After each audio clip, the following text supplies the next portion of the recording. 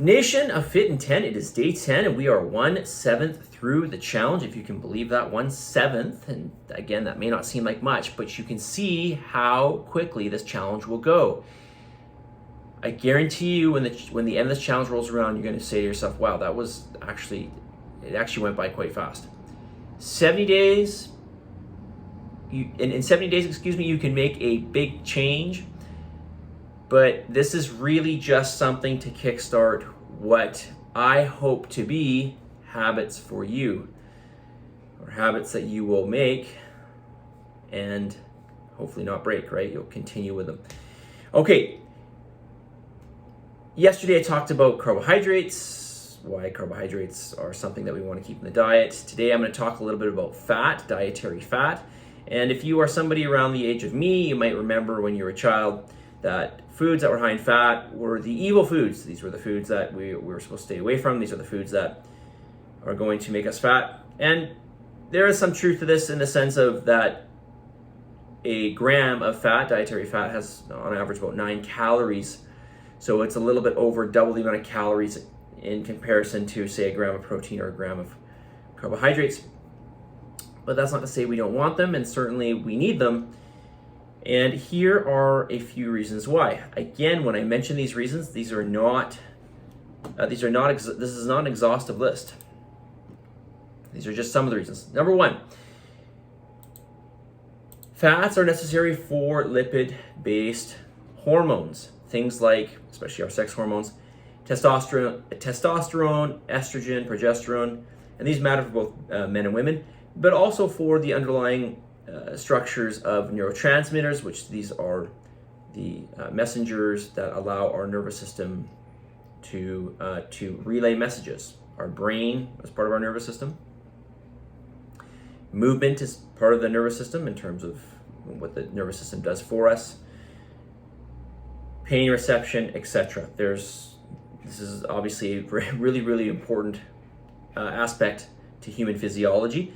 Number two, fats are necessary for the integrity of each and every cell. So every cell in our body, we don't know actually how many cells are on the human body, but I believe it's in the trillions.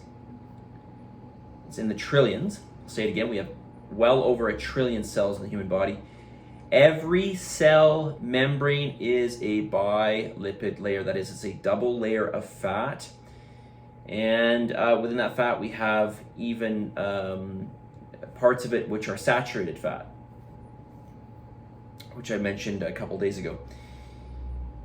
This is really, really important because the cells are constantly communicating, and the cell membrane is what allows that communication to happen. It's what controls largely what's coming in and out of the cell.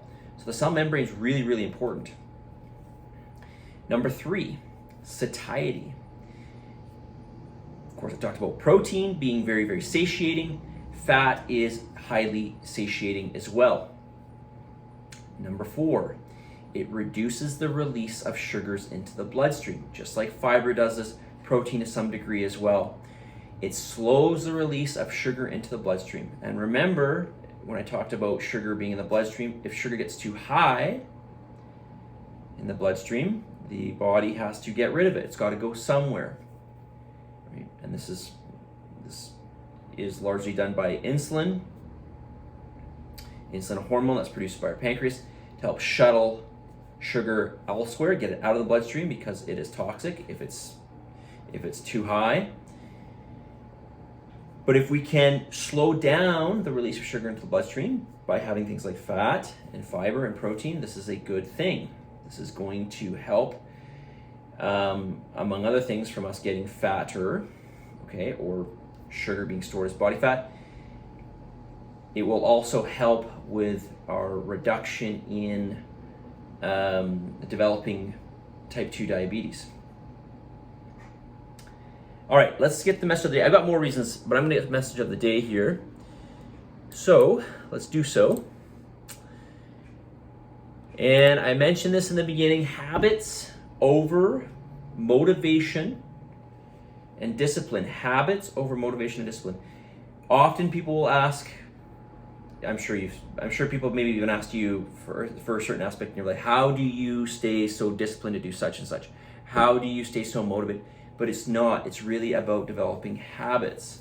I mean, are you really motivated to go to work every day, or most days of the week? No, you're not. But it's a habit, and you have to do it. So it's relying on things like motivation and just bearing down and just got to be disciplined. This is important, of course, for building a habit, but ultimately it's going to be the habits that lend a hand in us maintaining a synchronicity and a consistency with all the aspects of whatever it is we're trying to achieve, right?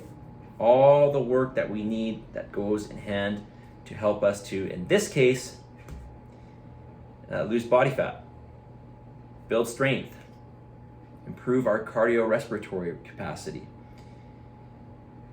and more, obviously. Okay? Helping to improve our overall health, right?